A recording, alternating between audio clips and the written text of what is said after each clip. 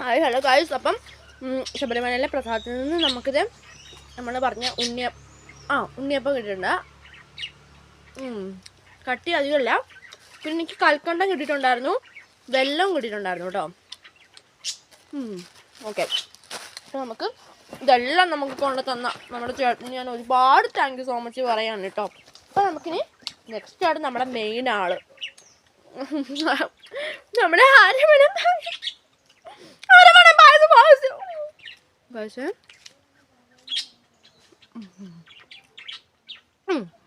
അരവണ പായസം എന്നിട്ടുണ്ടെങ്കിൽ most ഇഷ്ടമാണ്.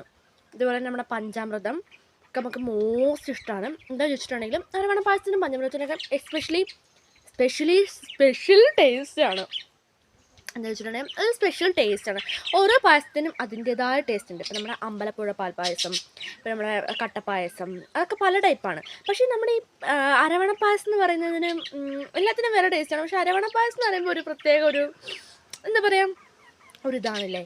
അപ്പം മോസ്റ്റാണ് നമുക്ക് നമുക്ക് അരവണ പായസം കഴിക്കാമല്ലേ. എനിക്ക് ഭയങ്കരമായിട്ട് കൊതിയാവുന്നുണ്ട്.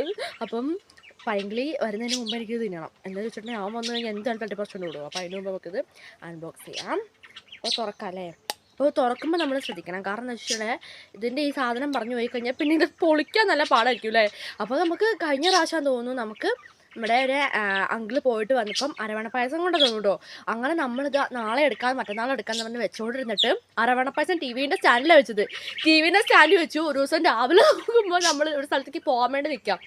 തൊട്ട് മുമ്പ് അരവണ പായസം എയർ കേട്ടാണോ എന്താണെന്ന് അറിയത്തില്ല, പൊട്ടിയാകും തെറിച്ചു. ടി വി തിന്നു, അരവണ പായസം ടേബിൾ തിന്നു, എൻ്റെ ഫോൺ തിന്നു, വൈഫൈ കഴിച്ചു. അങ്ങനെ കുറേ പേര് അരവണ പായസം കഴിച്ചിട്ടുണ്ടായിരുന്നു. നമ്മളൊഴികെ ബാക്കിയില്ല തിന്നു.